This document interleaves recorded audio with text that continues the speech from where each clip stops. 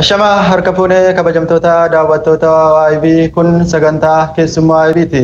Sagantaa keessummaa IBtiin akkuma beekamu namootaan garaagaraa affeerree haala yeroo irratti marii gochaa turuun keenya ni yaadatama.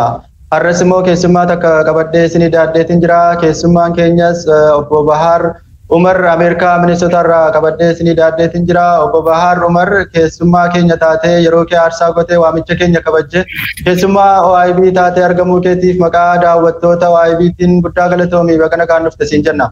Galatoomaas warra OIBtis raisatis galatoomnaaf yeroo keetiif. Tole ulfaadhu galatoomii. Egaan daawwattoota keenya har'a ajandaan nu marii irratti goonu ajandaalee sadan irratti marii goona. Ajandaan inni tokkoffaan waa'ee raawwachuu heeraan mootummaa Itoophiyaa fulbaana 25 irraa raawwachuu isaarraa waan marii bal'aa gochuuf deemna. Inni lammaffaan waa'ee waamicha mootummaa ce'umsaa hayyootan garaagaraatii fi hooggantoota dhaabaatiin waamamaa jiran mootummaan ce'umsaa dhaabbachuu qaba kan jedhan irrattis marii bal'aa taasisuuf deemna. Sadaffaa irratti waa'ee hidhamtoota siyaasaatii fi walabummaa mana murtii irrattis marii gochuuf deemna. Egaan daawwattoota keenya marii kana kan isin wajjin mariisaa turtii godhu anis Reis Mahammadi gamanumaan akka turtii nu faana gootan isin affeerree jirra nutti dhiyaadhaa isiniin jenna. Egaan obbo Bahar gamanumaan gara marii keenyaatti deemna. Dhimmi nu tokkoffaa irratti marii irratti goonu waa'ee dhimma fulbaana 25 irraa eegalee mootummaan Itoophiyaa aangoodhaan akka heera biyyattiitti raawwatee jira jedha. Egaan ati akka ogeessa seeraa taate takkatti mee raawwachuu kana wal qabatee moo aangoo mootummaa kun raawwachuudhaan wal qabatee ati akka ogeessa seeraa taatetti mee akka heeraatti yaadni kun maali jettee addamee daawwattoota keenyaaf nu ibsimee waan kanarratti. Galatoom Reis.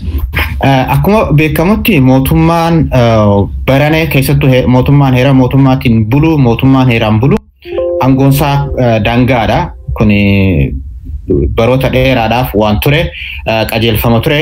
Aangoon mootummaa gara lamaan daangeffama tokko seeraan waan hayyameefii jira. Mootummaa waan seeraa daangeffame ala bahuu hin danda'u. Aangoon mootummaa gara seeraatiin daangeffama.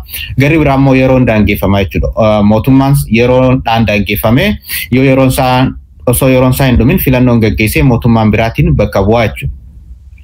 Gara biyya keenyaatti yoo deebine akka heera mootummaa keewwata 58 jalatti mootummaan waggaa 5 filama. Mootummaan haareen waggaa 5 filama. Mootummaan manni maree filame san osoo barri shanaffaan hin jalqabin yoo xiqqaate ji'a tokko dura filannoon gaggeeffamuu qaba. Haala saniin aangoon mootummaa yeroodhaan daangeffamee jira jechuudha. Akka kanatti yoo ilaalle filannoon amma mootummaan amma dhumate kuni kan bara 2015 gaggeeffame filannoon kan silaa gaggeeffamuu qabu ji'a fulbanaa dura yoo xiqqaate ji'a tokko dura gaggeeffamuu qaba. Filannoon san hin gaggeeffamne bakka filannoon hin gaggeeffaminitti immoo mootummaan heeraa waan hin jiru jechuudha. Kana ka jedhu heera mootummaati. Kanammoo haala kamiinuu bifa hiikkaa heeraa isaan ammatti akka bu'uureeffatan kanaanis haa ta'u bifa kamiinuu waggaa takka dhiisii guyyaa takka aangoo mootummaa dheeressuun heera mootummaatiin akka hin danda'amne lafa kaa'ee jira jechuudha. Carraan tokkoffaan carraan ka jiru ka isaan yeroo san itti fayyadamin yoo jiraate heera mootummaa fooyyessuu ture isa immoo sababa garaagaraatiif isaan ittiin fayyadamin bira dabranii turanii. Kanaafuu maqaa heera hiikuu ka jedhu san yeroo sanitti illee fudhatama akka hin qabne dhimmi kun dhimma heeraan hiikamuu qabu miti. Qaamni manni maree federeeshinii yookaan gumiin calalli heeraa dhimma kanarratti aangoo akka hin qabnu bal'inaan anas dabalatee hayyoonni seeraa baay'ee waan kana barreeffamaa fi suur-sagaleedhaan sirriitti waan ibsanii jecha isa irra deebinee yeroo keenya gubuun hin barbaachisu. Walumaa galatti hiikkaa heeraatiin dheeressuun akka hin danda'amne ka godhame heeraa ala maqaa heera hiikuutiin heera barreessu waan ta'echa inni fudhatama hin qabu. Warroonni gaafas deeggaranu tokko tokko dhimmi san akka eegas akka sheenan irra deebi'anii ibsanii jiranii. Kanaafuu akka heera biyya Itoophiyaatti waggaa 5 caalaa mootummaan tokko waggaa 5 bira darbuu hin danda'u. Waggaan 5 san immoo kan dhumu ji'a fulbanaa guyyaa wixataa isa dhumaate jechuudha. Kun immoo yoomirra oolaa fulbana 25 irra oolaa jechuudha. Fulbana 25 irraa jalqabee sa'a tokkoofillee mootummaan heeraa waan hin jiru amma warri jiru kun mootummaa heeraa miti mootummaa heera qabeessaa miti. Asirra dhaggeeffattoonni daawwattoonni keenya hubachuu qaban biyya san keessa duraanis mootummaan hin turre mootummaan amma hin jiru ka jettan kun duraan mootummaa ture ka jedhus qeeqni akkasini ka. Asirratti waa lama adda baafachuu qabna. Tokko kana dura mootummaan ture yoo xiqqaate legaali waraqaa irratti at least waraqaa irratti mootummaa seera qabeessa.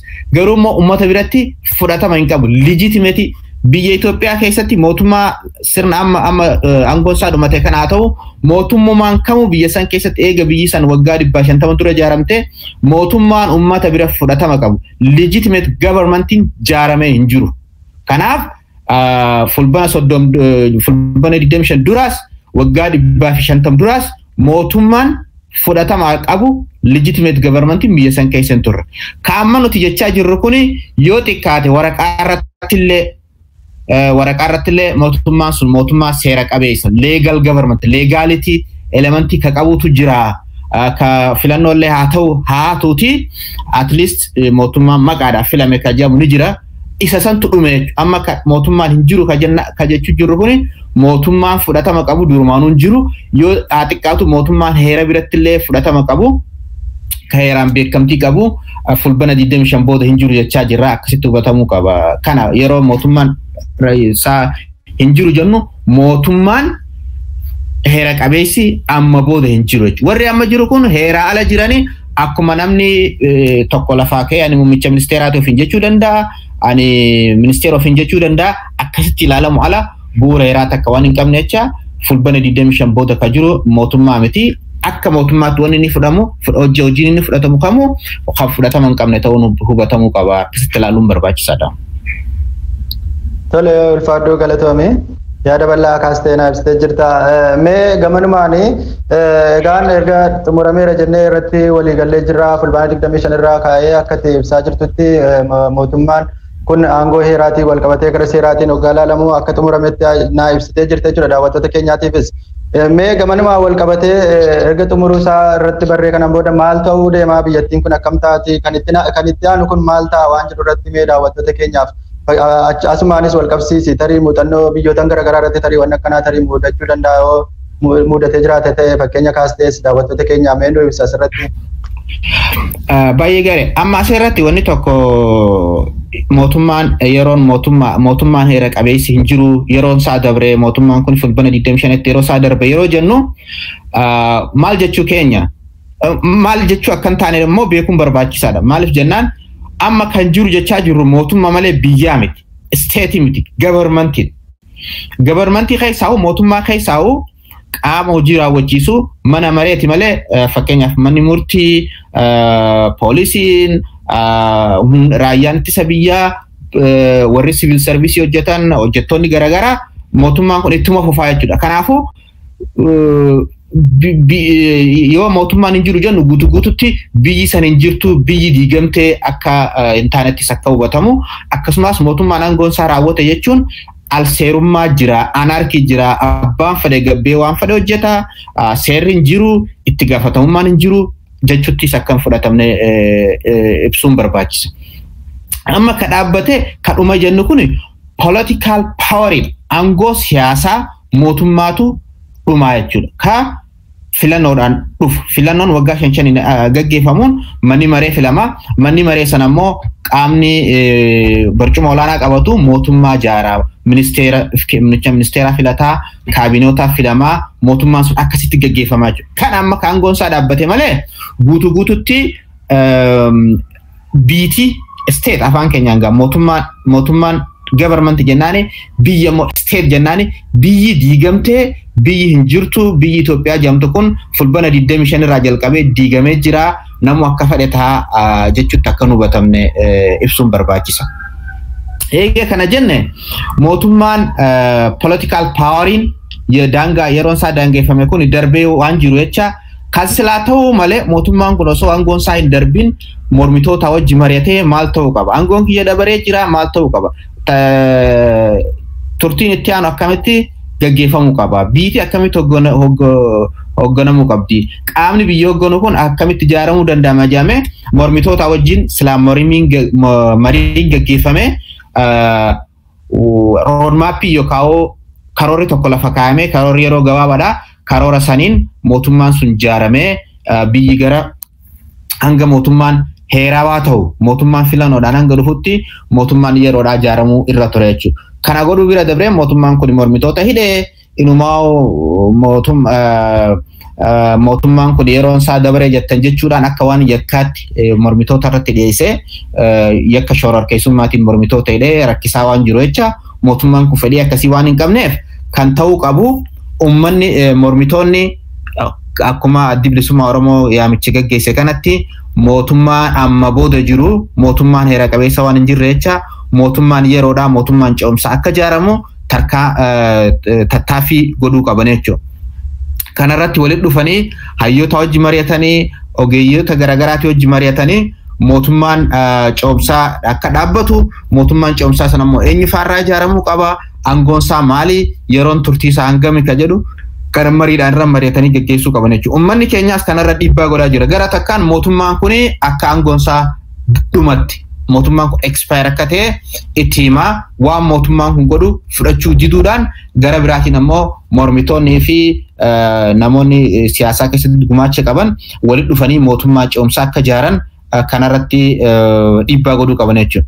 Biyyoota biroo keessattis wanti akkanaa kun wanti akkanaa biyya teenyattis haa ta'u biyyoota baay'ee keessatti hin argamu. Maaliif jennaan biyyoonni baay'een heera kabajaniitiin filannoo gaggeessan. Kan yeroo baay'ee mul'atu maali?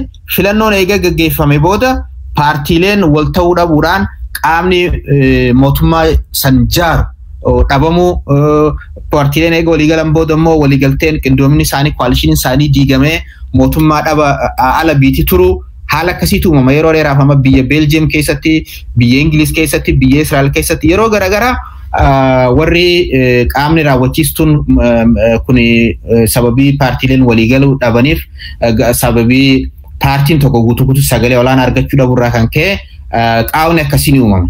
Qaawni akkasii yoo uumamu caretaker government mootummaa yeroodhaa mootummaa araarataa dhaabbachuudhaan dhimma san gaggeessuu danda'anii akkasumas paarlaamaa diiguudhaan filannoon haareen akka gaggeeffamu godhuudhaan rakkoo akkasii keessaa ba'aa jiran jechuudha. Qaama biyya keessa taate waan haaraa yeroo jennu biyya san keessatti mootummaan duraan jiru kufee mootummaan haareen ijaaramuun waan barame. Fakkeenyaaf mootummaan Hayila Sillaasee kufeeti guutuu sirni san kufeeti mootummaan sirna dargii waraanaan hoogganamu biyya qabate. So kun guutuu mootummaan san humnaan kufee mootummaan biraa ijaaramuu nu agarsiisa. Akkasumas bara 91 mootummaan dargii guutuu kufeeti mootummaan Addawaawii hoogganamu aangoo qabate jechuudha. Bara 2008 keessa kan ta'e mootummaa duraan jiru santu maqaa qaama jijjiiramaa jiruun aangootti qabate mootummaan san yeroon isaa hin dabarre mootummaan sun guutuutti hin kufne jechuudha. Amma kataa jiru garuu mootummaan yeroon isaa dhumte.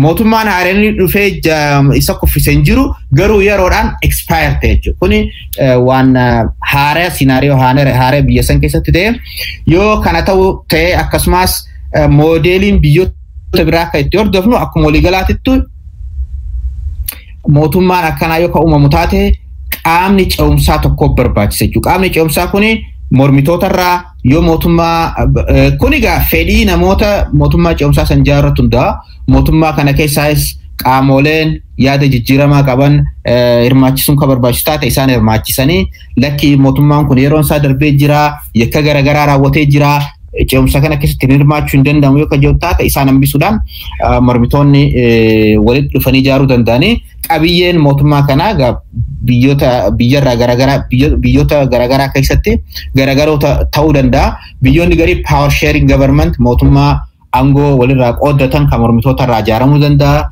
Biyyoota garii keessatti immoo teknookiraat hayyoonni warreen ogummaa qaban sirna mootummaa san gaggeessanii hanga filannoon gaggeeffamu mootummaa teknookiraatii irraa walitti ijaarames ta'uu danda'a.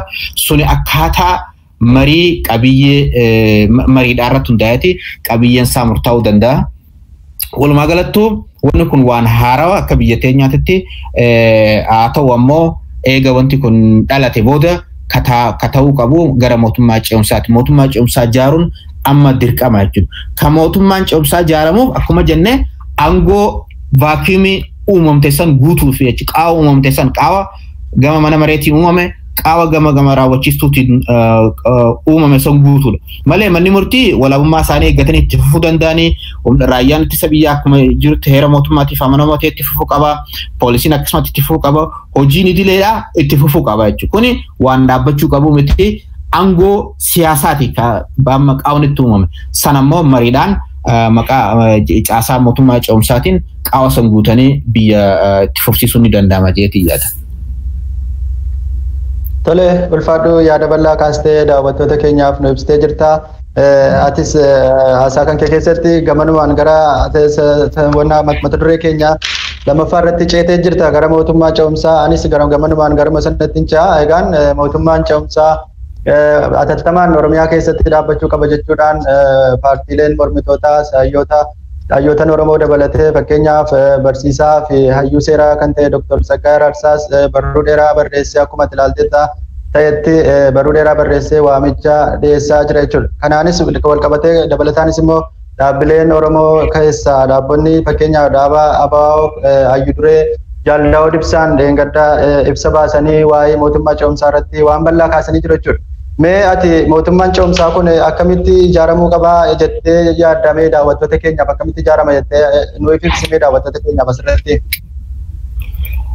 Amma sadarkaa lama adda baasanii jira. Sadarkaa federaalaatti mootummaan ce'umsaa sun qaamolee paartiilee sadarkaa federaalaatti soso'an paartiilee sabaaf sablammoota naannoo irraa walitti dhufee ijaaramuu danda'a.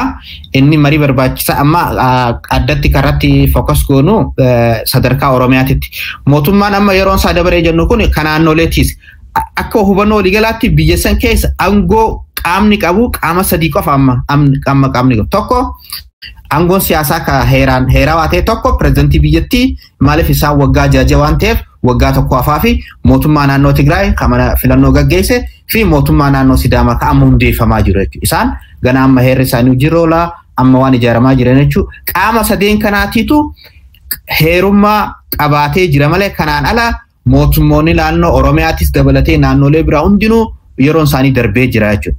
Eega yeroon isaanii darbee sadarkaa Oromiyaatti wanni godhamuu qabu akkuma hayyoonni keenya jiran akkuma hayyuu dureen ABO'dha obbo Jaaldaa'oo Dibsaa ibsanitti mootummaa ce'umsaa sadarkaa naannoo Oromiyaatti ijaaramuu qaba. Waamicha kan ofitti fudhatanii hayyoonni keenyaas paartiileen mormitoota Oromootis miseensonni caffee warri kanatti amananis dabalatee mootummaan ce'umsaa ijaaramuudhaan sadarkaa naannootitti mootummaa Oromiyaa tokko ka maal godhu ka qaawa siyaasaa uumame sababa yeroon turtii caffeedhaa raawwatteef waan qaamni hojii gaggeessaa pirezidantiis ta'ee hooggantoonni biirooleedhaa aangoon isaanii xumuramte jecha mootummaa ce'umsaa yeroo dhaabuudhaan ka maal godhu ka filannoon akkamitti qophaa'uu qaba yoom ta'uu qaba filannoon kuni hanga filannoon san dhaabbatutti hojii siyaasaa murtii siyaasaa ka kennu hojii siyaasaa ka gaggeessu mootummaan wala ce'umsaa dhaabbachuu qaba jechuudha. Mootummaan kun sadarkaa naannootti dhaabbachuun waa hedduudhaaf gaariidha. Tokko Oromiyaa keessatti mootummaan Oromiyaa gammaa jiru kun gubbumarraa gad shuumama mootummaa paartii biyya jiru paartii warra Addawaawii keessaa Wayyaaneetu dur shuumaa ture ammaas warra bilisiginnaa kanaatitu dirqiidhaan kaa'ee jira malee mootummaan Oromiyaadhaa kan uummanni Oromoo fedhii isaatiin filate kan uummata Oromoo nu bakka bu'a fedhiif faayidaa uummata Oromoo bakka bu'a qaamni jedhamu hanga ammaatti uummanni Oromoo hireessan hin arganne tarii mootummaa ce'umsaa kana keessatti ijaaruudhaan hanga takka paartiileen uummata Oromoo biratti fudhatama qaban yoo mootummaa kana keessatti hirmaatan waa hanga tokko sirni sun mootummaan ce'umsaa san fudhatama yookaan leejitimeet ta'uu danda'a. Irra caalaan ammoo mootummaa ce'umsaa san dhaabuu osoo hin ta'in mootummaan ce'umsaa sun maal hojjechuu qaba? Qabiyyeen isaa maali? Yeroon isaa hangam turuu qaba? Yeroo turu kana keessatti hojiin inni yeroo gabaabatti hojjetu maali? Fuulduraaf sanadni yookaan dookumentiin isaan qopheessanii akka seeraatti kaa'uu danda'an maali? Hariiroon mootummaa federaalaatti hojii qabaachaa jiran ta'an maali? Kanarratti bal'inaan mari'atanii gaggeeffamuu qaba. Kun waa yerootti kennamuu qabu miti. Qeeroonis hayyoonni keenyaas miidiyaan keenyaas dhimma kana jala bu'uudhaan dhibba irra godhuu qabanii qaawni uumame kun hatattamaan cufamee mootummaan ce'umsaa dhaabbatee uummanni Oromoo hanga takkallee taatu mootummaa isa bakka bu'u mootummaa dhaabbilee fedhii faayidaa uummataa hawwii uummata Oromoo qabaatan akka bakka buufatan dhumarratti immoo uummanni keenya filannoo bilisaa fi walabatee gaggeeffatee qaama na bakka bu'u jiru hanga akka filatutti haalli akka mijaa'u kanarratti hundi keenya dhiibbaa godhuu qabna jechuudha. Kanaaf akkuma walii galaatetti waamicha adda bilisummaa Oromoo ayyuudii adda bilisummaa Oromootiin dhiyaate kana paartileen hundi itti ofitti fudhatanii irratti hojjechuu qabanii yoo kanaan ala maqaa marii jechuudhaan muummicha ministeeraatii wajji footoo ka'uudhaan muummichi ministeeraa isaan gubbaarra taa'ee leekchar godhu ala media consumption fi mootummaan sun mootummaa fudhatamu mootummaa sanii dabalu ala waan bu'aa qabu natti hin fakkaatu. Kana booda mootummaa sanii wajji mootummaa heeraan aangoonsaa dhumartee wajji maqaa araara biyyoolessaa maqaa mootummaa biyyoolessaa maqaa marii jedhamuun I think yeroo uummataa fi qabeenya isaanii qisaasuu waan barbaachisu natti hin fakkaatu.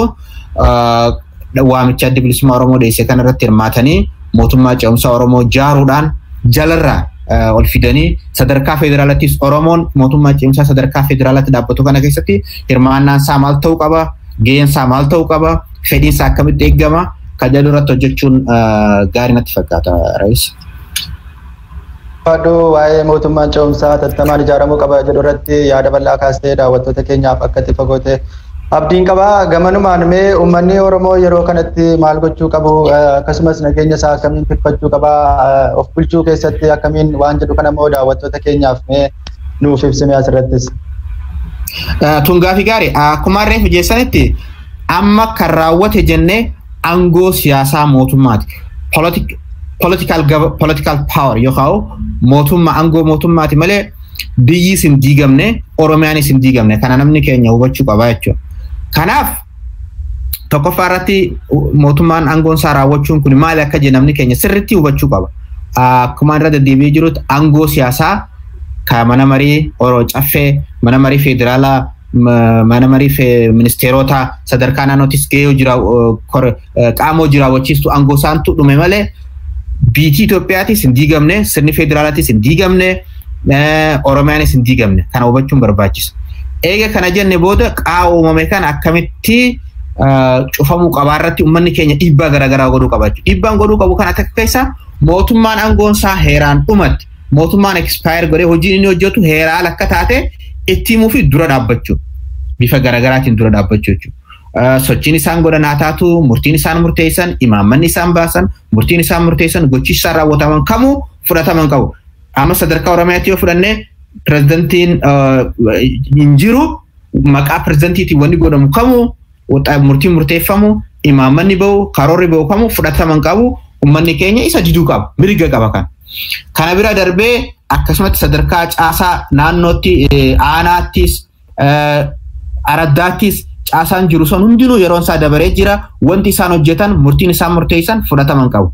Kanaan ala immoo poolisiin raayyaan ittisa biyyaa hojjettoonni siviilii hojjettoonni biiroo barnootaa biiroo fayyaa biiroo qonnaa hojiin hojjetan kun hojii idilee itti fufuu qaba. Kanarraa eegalee mootummaan raawwate jechuudhaan hojiin isaanii raawwatu hojiin siviilii hojiin birookiraasii itti fufuu qaba jechuudha. Hojiin siyaasaa aangoon siyaasaa kun immoo raawwatamee waan jiru jecha akkana tokko diddaa kalamada immoo qaamni ce'umsaa akka dhaabbatu sadarkaa Oromiyaatti akka dhaabbatu dhiibbaa irra godhuu qaba uummanni keenya. Paartiilee Oromoo bakka bu'anii jiran kana walitti dhufanii mootummaa ce'umsaa akka ijaaran dhiibbaa irra godhu mootummaan kunis gufuu akka ittiin taane qaamni biraatis gufuu mootummaa federaalis akka gufuu ittiin taane uummanni keenya kanarratti dammaqee socho'uu qaba.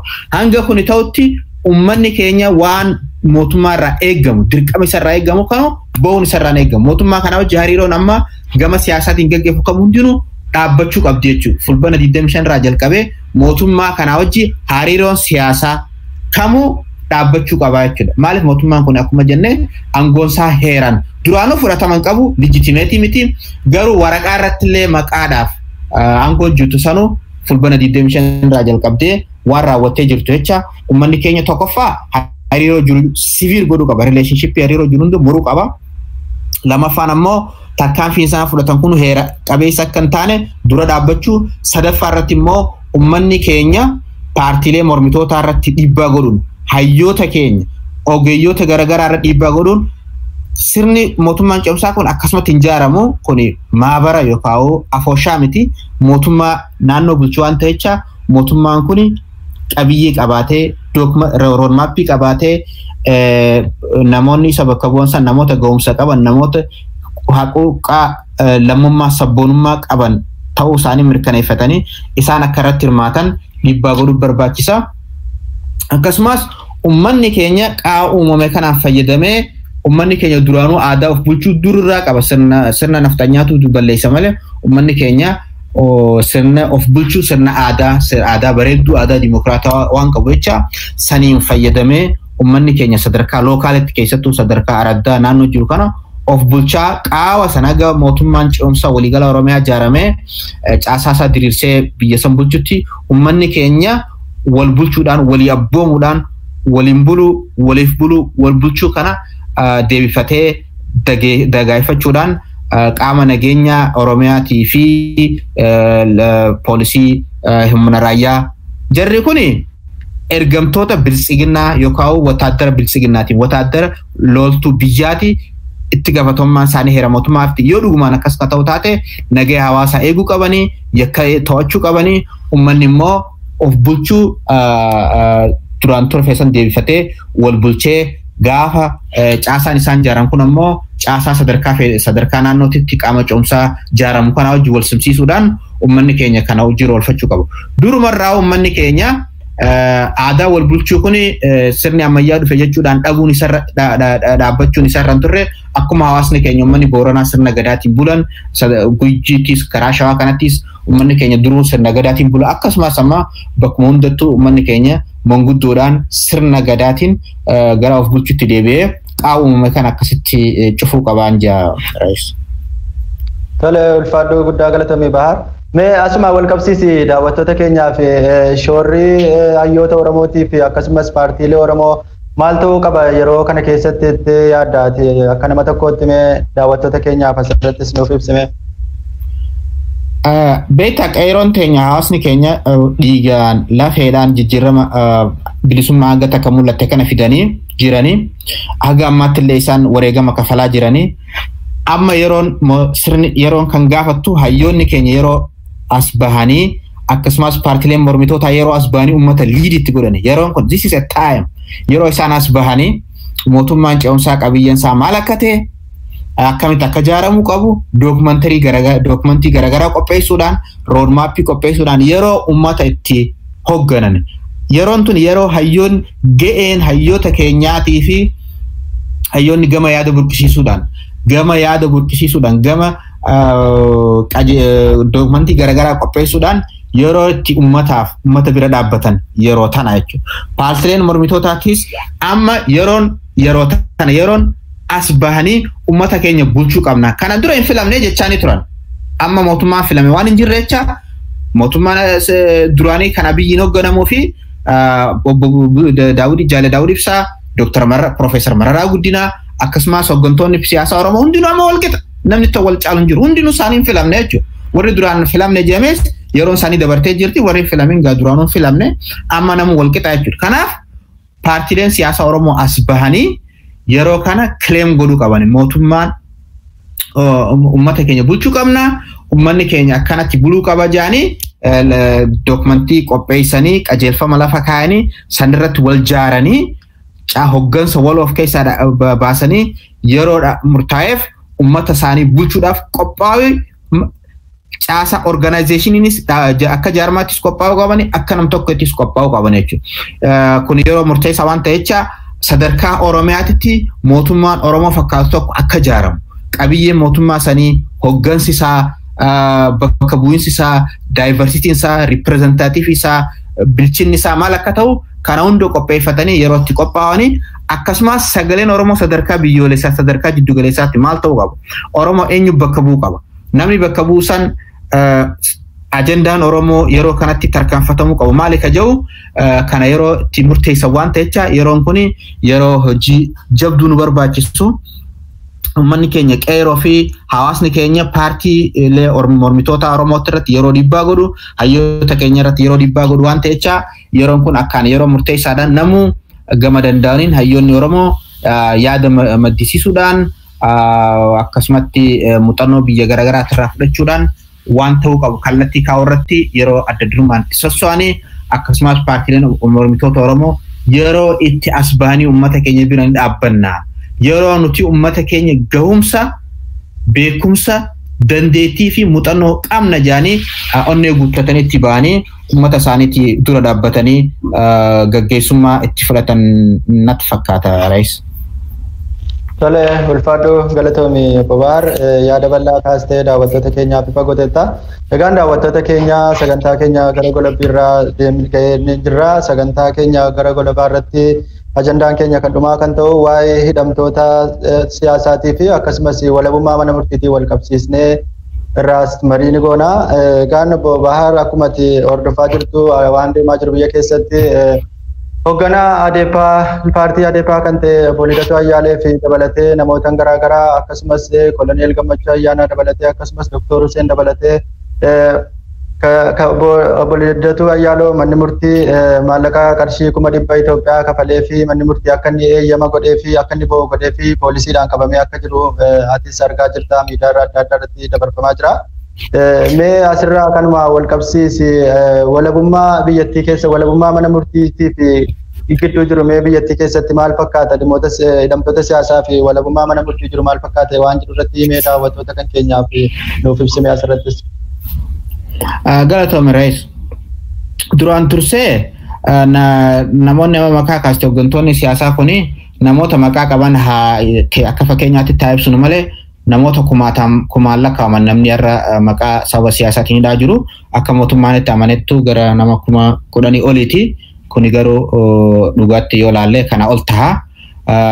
Irra caala namoonni hidhaman kun namoota badii uumanii namoota yakka dalagan osoo hin ta'in namoota ilaalcha siyaasaa isaaniitii fi siyaasaa keessatti waan hirmaataniif mootummaa waan mormaniif waan itti dhagahaman dirree ba'anii waan dubbataniif waan barreessaniif namoota hidhamanii walumaa galatti hidhamtoota siyaasaati. Murtiin isaan hidhamtoota siyaasaati. Wanti maqaa seeraatiin gaggeeffamu jiru kunis siyaasa malee seeraa miti. Kuni dura akkasitti hubatamuu qaba. Kanaaf manni murtii duruma dhimmi kun dhimma mana murtiitti ilaalamu miti baay'een isaa dhimma siyaasaati. Dhimma siyaasaati rakkinni siyaasaa mariidhaan kan furatamu malee waan mana murtiitti dhiyaatanii wal falmisiisanii itti murtii kennanii murtaa'u miti. Kanaafuu dhimmi kun dura dhimma baay'een isaa dhimma siyaasaa waan ta'eef dhimma mana murtii ta'uu irraan turre jechuudha. Eega mana murtiitti dhiyeessan manni murtii sun dhiibbaan garaagaraa akka irra jiru ni beekna.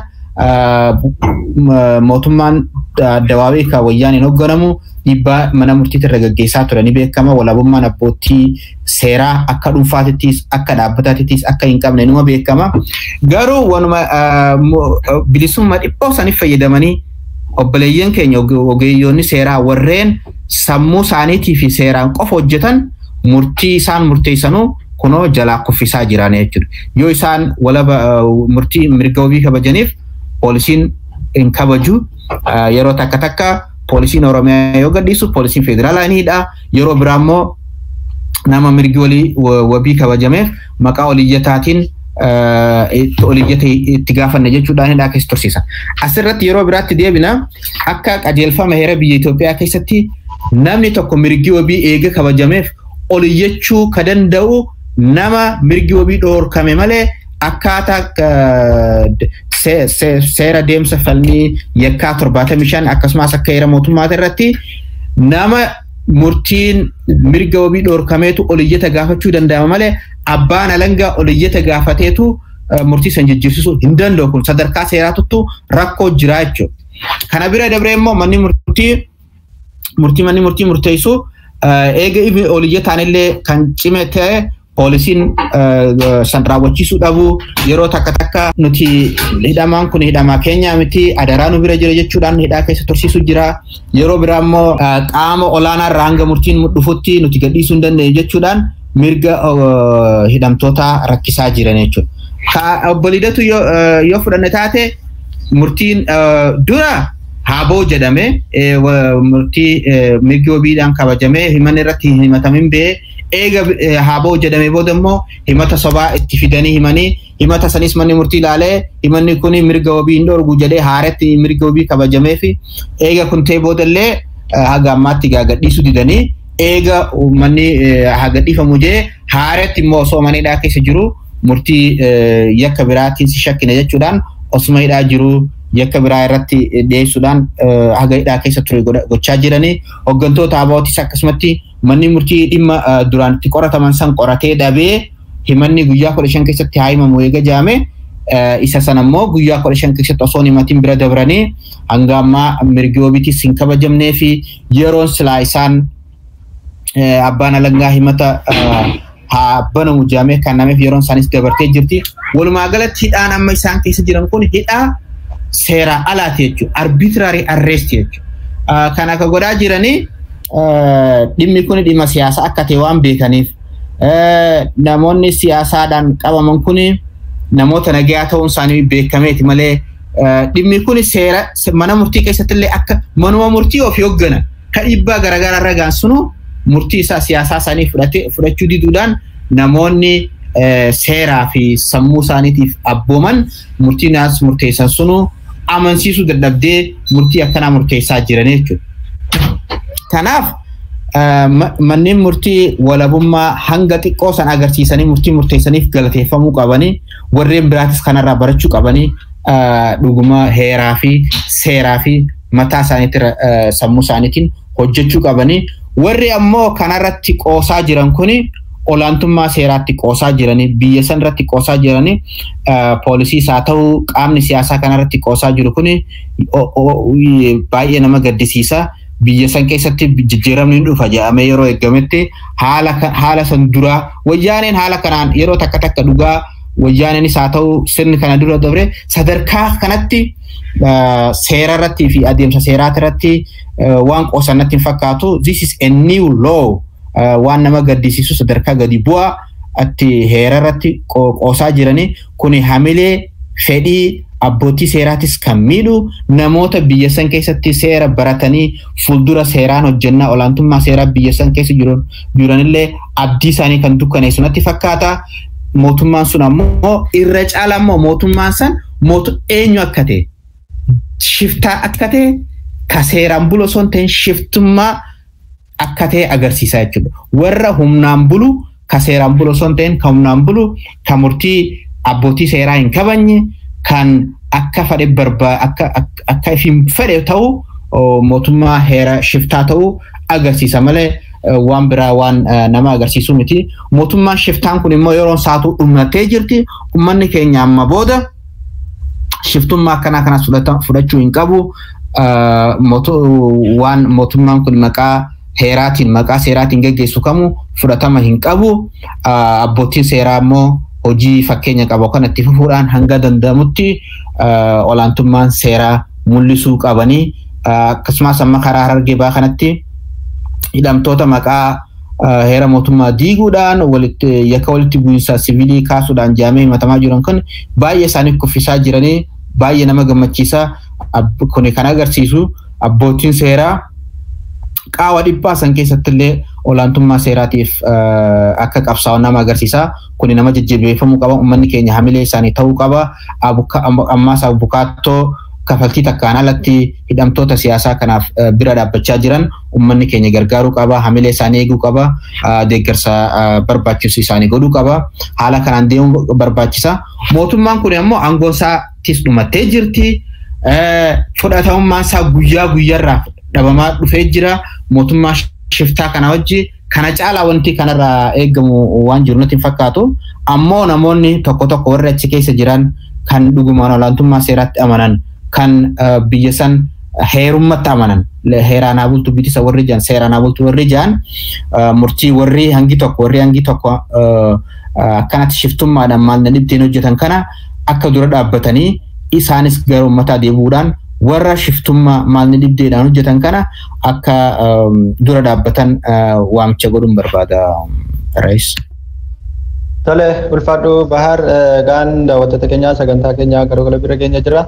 Egaan gamanumaan obbo Bahar Umar dhaamsa qarree fi qeerroo Oromootis akkasumas uummata Oromoo dabalatee akkasumas mootummaa kanaaf qabdu yoo qabaatte yeroo sii kenneef hin jira mee dhaamsa qabdu dabarfachuu ni dandeessaa? Akka waliigalaatti namoonni irra deebi'ee jechuu barbaadu mootummaan kun aangoon siyaasaa isaa political poweriin isaa expire taatee jirti. Eega kana taateechaa sochiin tarkaanfiin imaammanni mootummaan kun godhu kamuu fudhataman qabu uummanni keenya kana dura dhaabbachuu qaba. Lamada uummanni keenya mootummaa of danda'e dhaabbachuudhaaf mootummaa ce'umsaa akka paartiilee mormitoota Oromoo irraa ijaaraman kaayyoota irraa ijaaraman akka ijaaramu dhiibbaa garaagaraa irratti godhuu qaba. Hayyoota keenya irratti mormitoota paartiilee mormitoota irratti dhiibbaa godhuu qaba. Sadaffaan uummanni keenya nagaa fi tasgabbii isaa eeggachuu qaba. Akkumaan jee mootummaan kun aangoo siyaasaa mootummaatu dhume malee Oromiyaanis hin diigamne biyyittis hin diigamne akkasuma seer dhabdummaan yookaan anarkii jira jechuu miti. Uummanni keenya nagaa isaa eeggachuu qaba. Kana bira darbee nagee waliitis eeggachuu qaba. Nagee qabeenya isaa lubbuu isaa eeggatee wal bulchee bakka hanga mootummaan ce'umsaa ijaaramutti mootummaan jiru kun aangoon isaa darbee dhume waan jiru jecha sadarkaa caasaa gadii keessatti wal bulchuudhaan akkuma aadaa hoodaa fi safuu sirna gadaatti adeeffachaa ture saniin of wal bulchaa qaawni kun hanga hayyoonni paartileen mormitoota Oromoo dhufanii mootummaa ce'umsaa ijaaruudhaan qaawa sana cufanitti wal bulchuudhaan uummanni keenya waliin bulee waliif bulchuu kana adeeffatee itti fufuu qaba. Kana godhuu qaba. Dhiibbaa garaagaraa irratti godhuu qaba. Akkasumas waamicha qeeroon yeroo adda addaatti yaamu yoo jiraate waamicha san itti fudhatee hojiirra oolchuu qaba. Uummanni keenya yaamicha gama paartiilee Oromootti irraa dhiyaatus ofitti fudhachuudhaan deeggarsa kennuudhaan bira dhaabbachuu qaba. Mootummaa kana wajji akkuma jenne immoo hariiroon siyaasaa mootummaa kana wajji jiru fulbana 25 irratti raawwatte jechuudha. Haanni uummataa fi mootummaa kana walii hidhuu gama siyaasaatiin fulbana 25 irra citee jira jechuudha. Waa takka hariiroon gama siyaasaatiin mootummaa kana wajji jiru waan hin jirre jecha uummanni keenya akkasitti beekee dhiibbaa garaagaraa waan mootummaan kun godhu dura dhaabbachuu qaba, fudhachuu hin qabu. Waamicha paartiileen Oromootiin gaggeessan kan ammoo fudhatee warreen biraatti irrattis dhiibbaa godhuudhaan mootummaan kun akka ijaaramu hayyoonni keenya dura dhaabbatanii hoggansa akka gaggeessan kallattii akka qabsiisan kanarratti uummanni keenya waloodhaan socho'uu qaba, wal deeggaree bakka takkaa socho'uu qaba. Gaafii waamicha qeeroo yeroo garaagaraatti dhiyaatu kan ammoo ofitti fudhatee hojiirra oolchuu qabaan jaa ammaaf kanumaan jaa. Tole ulfaadhu galatoomii waamicha keenya kabajjee yeroo kee aarsaa gootee marii bal'aa nu waliin gochuu keetiif maqaa daawwattoota keenyaatiin guddaa galatoomi siin jenna Abba Bahar. Galatooma isinis OIB'n hojii gaarii jettanii jabaadhaa Raayis galatoomii nagaa na jiradha. Tole daawwattoota keenya sagantaa keessummaa OIB har'aaf qabannee isiniidhaan asumarratti goolabnee jirra. Egaan hanga sagantaa keenya kan biraatiin hanga walitti deebinutti nagaan nuuf turaa isiniin jenna.